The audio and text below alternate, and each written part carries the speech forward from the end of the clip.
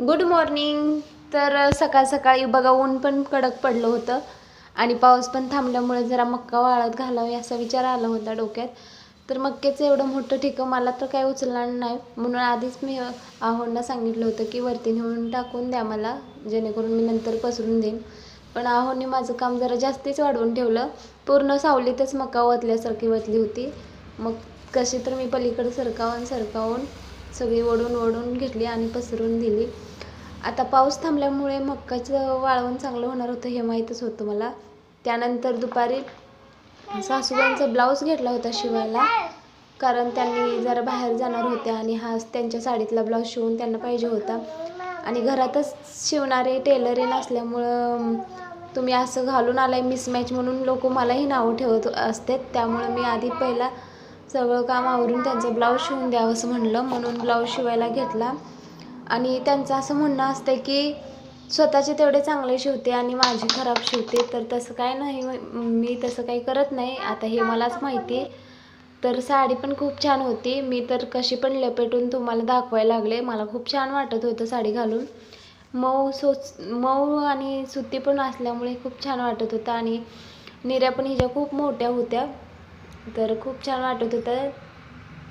पण मला विचार सारखा येत होता की बायका दररोजच जे डेली यूजला साडी वापरतात त्यांना कंटाळा कसा येत नाही.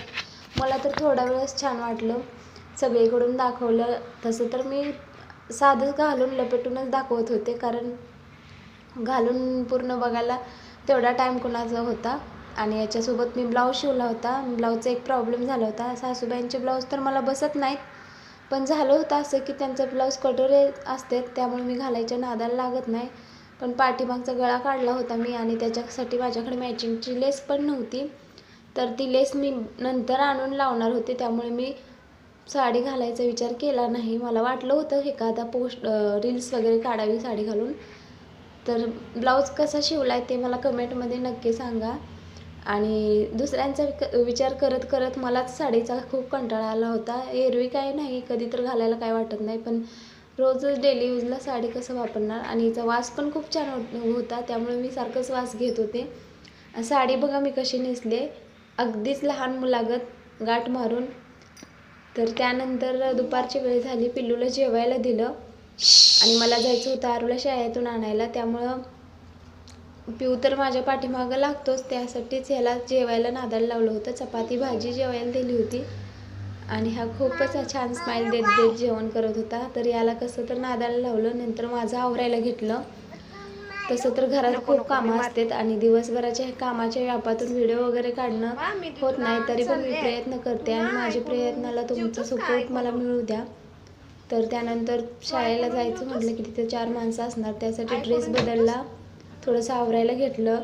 कारण आपण जरी दुसऱ्यांकडे बघत नसलो तरी दुसरे आपल्याकडे बघतात. आणि आमचा आरसा जरा खराब झाला होता, त्यामुळे मी कॅमेरामध्ये बघूनच विचारते. तुम्हाला वाटेल की माझ्याकडेच असं का बघते, तर तसं नाही, मी माझं थोबाड बघत होते जरा बरं दिसतंय का. त्यानंतर पावडर वगैरे लावून सगळं आवरून झालं. तर जाताना अशी गंमत झाली की मी खूप उन्हाचंच निघले होते, त्यामुळे गडबडीत फास्ट चालले होते. पण गडबडीत मला फास्ट जाताना वेळ झाल्यामुळे मी कसं तर पावडर वगैरे थापून निघाले होते. पण जाता जाता मला नशिबाने रिक्षा पण भेटली आणि असल्या उन्हाचं मला चालत जायचं कंटाळाही खूप आला होता. आणि त्यात पिऊला घरात सोडून जायचं म्हणलं की जरा अवघडच आहे, म्हणून ऊन तर खूप लागत होतं. म्हणून ही ओढणी कशी लपेटून चालले बघा मी.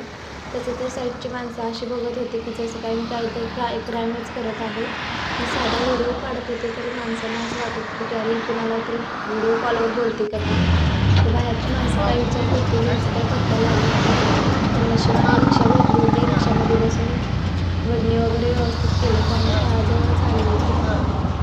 त्यानंतर आरूला घेतलं, माघार आलो. आरूचे गप्पा गोष्टी आहेत चालू, त्यांचं चालूच असते माघार येताना शाळेत काय काय झालं काय काय. त्यानंतर सासूबाई गेल्या बाहेर, त्यामुळे दुकानात थांबले होते.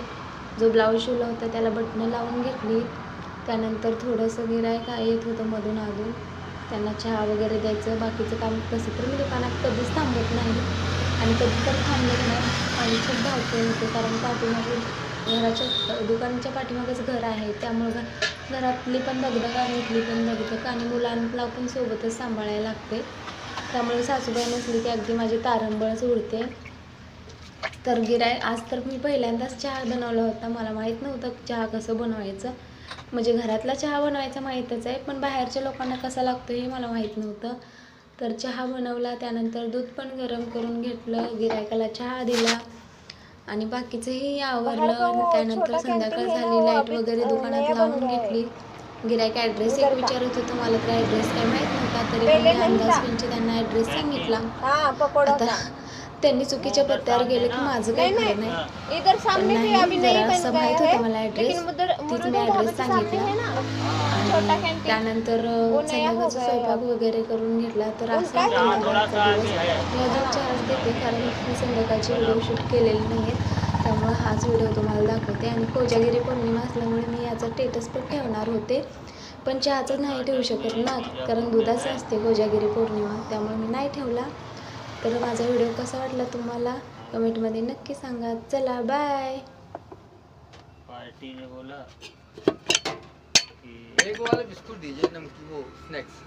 हे क्या? नहीं नीचे हाँ यही ऊपर ही वाला, ऊपर जिसमें हाथ रखा वही है। हाँ बोला अब शाम खाली करेंगे, यहाँ पे कैंटीन है, सरकारी वो कैंटीन थी इंदिरा गांधी, 10 रुपए में